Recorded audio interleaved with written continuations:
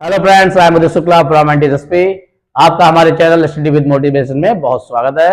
जब तक आप साथ हैं हम खास हैं। जैसा कि भाई लोग, आज आप लोगों का हिंदी का एग्जाम कंप्लीट हो गया और बहुत खिले खिले चेहरे थे। बच्चे बहुत अच्छा एग्जाम करके आए हैं और अच्छी तरीके से पेपर उन्होंने अटेंड किया था। तो उम्मीद है कि हिंदी में आपके मार्क्स काफी अच्छे आएंगे। तो अब बारी है हमारी इंग्लिश सब्जेक्ट की।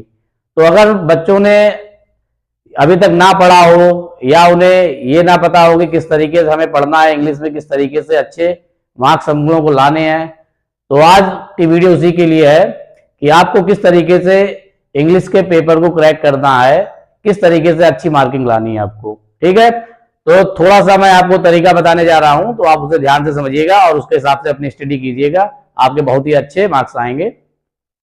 तो देखिए, यहाँ पे आपका जो एग्जाम होता है इंग्लिश का, उसमें एक रीडिंग सेक्शन होगा, राइटिंग सेक्शन और फिर ग्रामर का पोर्शन होगा और लिटरेचर। ये 4 सेक्शन में आपका जो है पेपर होगा।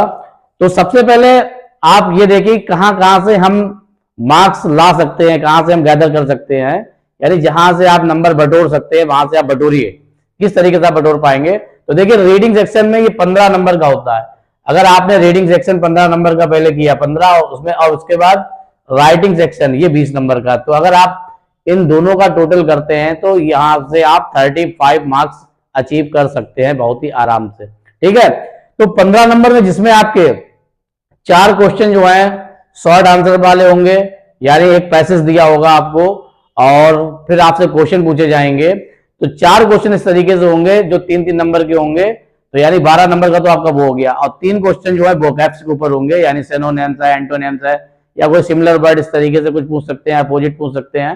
ठीक है, तो वही मतलब एंटोनिम्स अपोजिट बात तो एक ही है। ठीक है, तो या अपोजिट वर्ड पूछ ले आपसे, या कहते हैं एंटोनिम, बात एक ही है, चाहे एंटोनिम या अपोजिट इस तरीके से पूछ सकता है, सिमिलर वर्ड्स या सिनोनिम्स इस तरीके से। ठीक है, तो इस तरह या उससे मिलता जुलता कोई दूसरा वर्ड, तो कुछ भी पूछ सकता है आपसे। 3 क्वेश्चन जो है आपके वोकैब्स के ऊपर आ सकते हैं। तो देखिए वोकैब्स में क्या होता है, ये बच्चे की प्रैक्टिस पे डिपेंड करता है कि बच्चे ने कितनी ज्यादा वोकैब्स पढ़ी है, कितना वो वर्ड मीनिंग को तैयार करता है। बाकी वो कोई टीचर आपको नहीं बता सकता कि हाँ वोकैब्स वाला आप अटेम्प्ट कर ही पाएंगे, लेकिन हाँ क्वेश्चन के जो आंसर पैसेज से दिए जाते हैं वो आप बहुत ही आसानी से कर सकते हैं। और अगर आपकी वोकैब्स भी अच्छी है, आपने अगर सिनोनिम्स, एंटोनिम्स या वर्ड मीनिंग आप तैयार करते हैं, तो आप वोकैब्स वाला भी अटेम्प्ट कर लेंगे। तो यानी यहां से आप 15 नंबर आराम से ला सकते हैं। उसके बाद राइटिंग सेक्शन देखिए 20 नंबर का है, जिसमें आपको आर्टिकल और लेटर, आर्टिकल मतलब जो हम लोग ऐसे अभी तक लिखते थे उसका नाम वो आर्टिकल कर दिया गया है, उसी से मिलता जुलता होता है। ठीक है, तो आर्टिकल आपका 10 नंबर का तो ये आएगा और 10 नंबर का आपका लेटर होगा। तो देखिए 20 नंबर की ये दोनों चीजें हैं, तो 20 नंबर आप यहां से ला सकते हैं और 15 नंबर आप रीडिंग सेक्शन से, तो आपके 35 नंबर इस तरीके से कंप्लीट हो जाएंगे। ठीक है, 35 में हम करें, अगर आपने कुछ गलतियां भी की हैं तो एटलीस्ट आप 25 तो आराम से ला सकते हैं। 35 में 25 आप ला सकते हैं। ठीक है, तो यानी आप रीडिंग सेक्शन, तो इसे आपको याद नहीं करना है, इसे याद नहीं किया जाता है। आप वहां पे तुरंत जो है पैराग्राफ देखेंगे और उसके बाद क्वेश्चन के जवाब देंगे। लेकिन उसका तरीका मैं आपको बता रहा हूं कि आप पहले क्वेश्चन पढ़िए, उसके बाद पैराग्राफ पढ़िए। ठीक है, जो पैसेज आपको दिया गया होगा तो आप पहले क्वेश्चन पढ़ें, उसके बाद पैसेज को पढ़ें, तो और पेंसिल लेके बैठे अंडरलाइन करते जाइए, जहां पे आपको आंसर मिलता जाए उतने को आप जल्दी से अंडरलाइन कर लीजिए। ठीक है, यानी कि आप पहले पूरा पैसेज पढ़ रहे हैं, उसमें समय बर्बाद कर रहे हैं, आप क्वेश्चन पढ़ें और तुरंत फिर पैसेज पढ़ें और पेंसिल लेके बैठे अंडरलाइन कर दीजिए जहां पे आपको आंसर मिल जाए। फिर दूसरा क्वेश्चन पढ़ें, दूसरे का आंसर ढूंढें इस तरीके से। तो इस तरीके से आपको पैसेज को सॉल्व करना है। बाकी मैंने कहा वोकैब्स वाला जो पोर्शन होगा वो आपके प्रैक्टिस पे डिपेंड करता है कि आपने कितनी वोकैब्स तैयार की है। अगर आपने वर्ड मीनिंग आपको खूब आते हैं तो आप आसानी से वोकैब्स वाला भी कर लेंगे। तो ये 15 नंबर आप यहां से लाए। और 20 नंबर का आपका राइटिंग सेक्शन जो होगा, जिसमें आर्टिकल 10 नंबर का है। तो आर्टिकल मतलब जो ऐसे टाइप का हम लिखते हैं, हिंट्स वगैरह हो सकता दी हो आपको। ठीक है, तो आप जैसे ऐसे लिखते हैं, तो ऐसे आप किसी टॉपिक के ऊपर आपको आर्टिकल लिखने को आएगा, तो उसमें भी आप याद ना करें। जैसे आप न्यूज़पेपर पढ़ते हैं, जो डेली मतलब कोई टॉपिक निकलता है उसके ऊपर आप पढ़ लेते हैं। जैसे मान लो कोई मैच के बारे में आपने देखा तो मैच को पढ़ लिया, तो याद नहीं करते। ऐसे माइंड में हम लोग के छप जाता है कि हाँ क्या हमें लिखना है। तो इस तरीके से आप केवल ऐसे जो इंपॉर्टेंट टॉपिक्स हैं उन्हें केवल आप देखें, एक बार केवल रीडिंग करें। आप एक बार रीडिंग कर लेंगे तो आपके दिमाग में व्यूज आ जाएंगे, तो आप जब एग्जाम में लिखने बैठेंगे तो आप आराम से लिख लेंगे। क्योंकि अगर आप उसके बारे में कुछ जानेंगे ही नहीं, आपके पास व्यूज नहीं है, तो आपको लिखना बड़ा मुश्किल हो जाएगा। तो इसलिए केवल व्यूज लें, ये सब चीजें रटी नहीं जाती हैं और आपको बना के लिखना है, बस आपके ट्रांसलेशन अच्छे होने चाहिए। ठीक है। लेटर जो है ये भी 10 नंबर का है।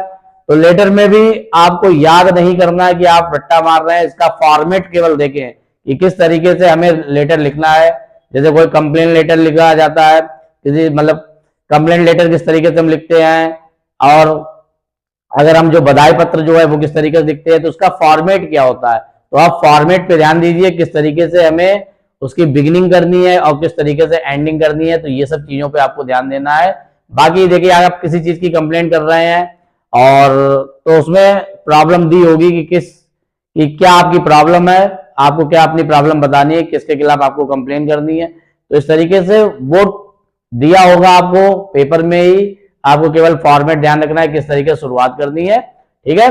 तो आपको ये ध्यान, ये सब चीजें रटनी नहीं है। फिर मैं बता रहा हूं कि रीडिंग राइटिंग ये सब चीजें जो है आपको रटनी नहीं है। रटेंगे तो आप भूल जाएंगे। केवल समझना है, माइंड में बैठाना है कि फॉर्मेट क्या होता है, किस तरीके से हमें शुरुआत करनी है और किस तरीके से एंड करना है। तो इस तरीके से आप अटेम्प्ट कर सकते हैं इसे, तो आपके 35 मार्क्स यहां से आ सकते हैं आसानी से। उसके बाद मेरी राय कि आप ग्रामर पोर्शन पे ध्यान दें।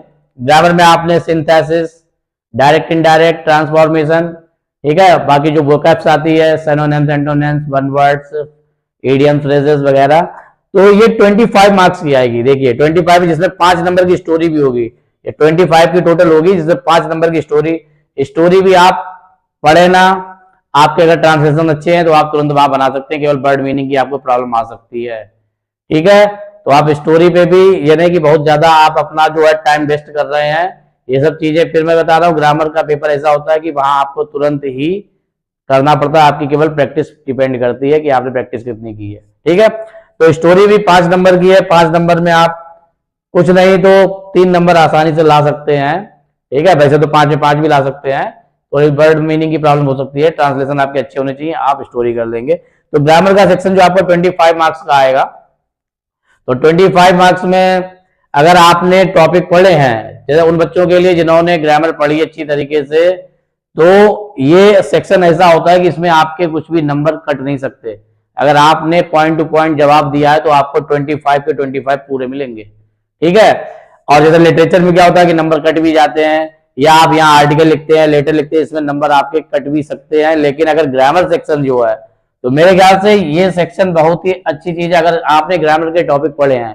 अब जैसे बहुत से बच्चे ऐसे होंगे, हो सकता है जिन्होंने ग्रामर ना पढ़ी हो, वो सोचते लिटरेचर पढ़ के काम चला लेंगे, लिटरेचर पढ़ लेंगे केवल, तो पासिंग मार्क्स तो आपके आ जाएंगे। लेकिन अगर ग्रामर पोर्शन आपका अच्छा है तो आपके परसेंटेज अच्छी हो सकती है, आप अच्छे मार्क्स, आप अच्छा स्कोर कर सकते हैं वहां पे। ठीक है। क्योंकि ग्रामर, जैसे आप मैथ्स के क्वेश्चन लगाते हैं, मैथ्स में आपको पूरे पूरे नंबर मिलते हैं, इसलिए ग्रामर सेक्शन अगर आप अटेम्प्ट करते हैं तो आपको पूरे मार्क्स मिल सकते हैं, यानी 25 पूरे आप अचीव कर सकते हैं। तो आपने यहाँ से 35 यहाँ से लिए, ठीक है, 25 आपने अगर यहाँ से ले लिए, अगर 35 में मैं कह रहा हूँ कि अगर आपके यहाँ पे 25 भी आ जाते हैं, 35 का ये पोर्शन है, इसमें 25 और 25 अगर आपकी ग्रामर अच्छी है तो आपको 25 ये, ठीक है, 50 मार्क्स तो आपको इस तरीके से होगा। ठीक है। 50 मार्क्स तो आपके यहाँ से होगा। फिर लिटरेचर में कुछ नहीं, 40 नंबर का है। ठीक है। तो ये 40 मार्क्स का है, इसमें कुछ नहीं तो आप मेरे ख्याल से 20 तो आराम से, आधे मैं तो बिल्कुल हाफ कर दे रहा हूं, तो 50 + 20 यानी कितने, 70 हो गए। 70 मार्क्स आपके इधर से हो गए। और ये वाला पोर्शन जो, सॉरी, हाँ 70 मार्क्स आपके हो गए। ये मतलब बहुत, मैंने मिनिमम जब काट के बताए हैं तब आप 70 मार्क्स आराम से ला सकते हैं। इस तरीके से तो आपको 70 तो कहीं नहीं गए। और जिस बच्चे ने अगर लिटरेचर और अच्छी कर दी, ठीक है, तो 40 नंबर का, 40 नंबर 30 अगर आप ले आए तो आपके 80 हो गए। ठीक है।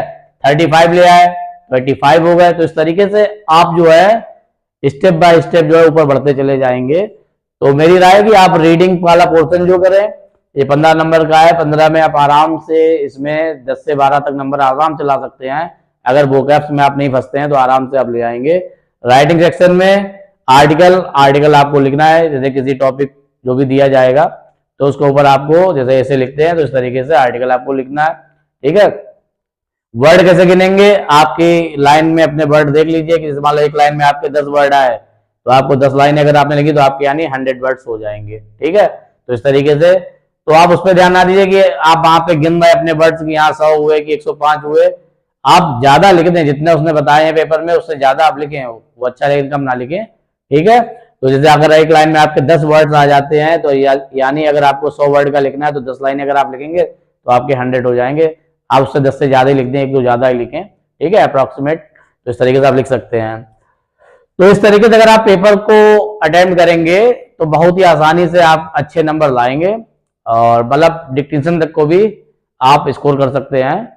तो बस इसी तरीके से आप पढ़िएगा। ग्रामर पर उन बच्चों के लिए जिन्होंने ग्रामर, में फिर बता रहा हूँ, ग्रामर वो बच्चे जिन्होंने ग्रामर के टॉपिक अच्छी तरीके से पढ़े हैं, ट्यूशन वगैरह ली है, ठीक है, तो वो ग्रामर का पोर्शन पूरा का पूरा कर सकते हैं, 25 मार्क्स इसमें अचीव कर सकते हैं। थोड़ा सा स्टोरी भले आपके कम हो जाएगा, स्टोरी में आपने बनाने में थोड़ी सी मान लो कहीं पे वोकैब्स की दिक्कत आ सकती है, वरना आप 25 इसमें पूरे ला सकते हैं। तो 25 ये, और इसमें भी अगर मैं कहता हूँ कि 35 में 25 तो यानी 50 तो ये होगा। बाकी लिटरेचर में अगर आप 30 ले आएंगे तो 80 नंबर तो आपके कहीं नहीं गए, तो आराम से आप 80 नंबर तो इस तरीके से ले आएंगे। ठीक है, और बस सेंट्रल आइडिया। हाँ, लिटरेचर में भी एक चीज आपको बता दूं कि लिटरेचर में अगर आपने प्रोज और सप्लीमेंट्री के लॉन्ग भी ढंग से तैयार कर दिए तो देखिए लॉन्ग जो है 7-7 नंबर के आएंगे, तो 14 नंबर तो आपके यही होगा लिटरेचर में। 14 नंबर आपके ये शॉर्ट क्वेश्चन जो है वो 2-2 करने के लिए आएंगे, 2 प्रोज से 2 सप्लीमेंट्री से, तो यानी 8-8 नंबर के ये होगा। 4 नंबर का एक होता है, तो यानी 16 नंबर। देखिए 16 शॉर्ट क्वेश्चन और 14 जो है लॉन्ग क्वेश्चन से, तो 16 और 14 आपके कितने होगा, 30 नंबर तो ये होगा। तो अगर आपने लॉन्ग और शॉर्ट क्वेश्चन ही तैयार कर लिए तब भी 40 में 30 नंबर तो आप इसी तरीके से ले आएंगे आराम से। ठीक है, तो यहाँ पे 16 और हमारे ये 14, तो 30 नंबर तो हमारे यही हो गए हैं। और सेंट्रल आइडिया जो है आपका, सेंट्रल आइडिया आपका 4 नंबर का आता है, तो 4 नंबर का आप सेंट्रल आइडिया जो है बना के लिख सकते हैं आराम से। ठीक है, तो इस तरीके से मतलब मैं बता रहा हूं कि 40 से 40 में 30 तो आप आराम से लॉन्ग और शॉर्ट क्वेश्चन लिख के ही ला सकते हैं, या इसमें मान लो कुछ कट भी जाते हो सेंट्रल आइडिया भी आप लिखेंगे तो आपके 30 तो आराम से आ जाएंगे। तो इस तरीके से आप 80 से 90 के बीच बहुत ही आसानी से ला सकते हैं, और जिसने पूरे साल मेहनत अगर की है ढंग से उसने पढ़ा हुआ है तो वो 95-96 एबव भी ला सकता है। तो स्टूडेंट आप अपनी स्ट्रेटजी बनाइए कि किस तरीके से आपको पढ़ना है, जैसा मैंने बताया आप इस तरीके से लेके कर चलेंगे तो बहुत ही अच्छे नंबर आप प्राप्त करेंगे। तो वीडियो देखने के लिए बहुत थैंक्स, उम्मीद करता हूँ पेपर आप अच्छा करके आएंगे। तो हमारी तरफ से आप सभी को all the best, best of luck, thank you.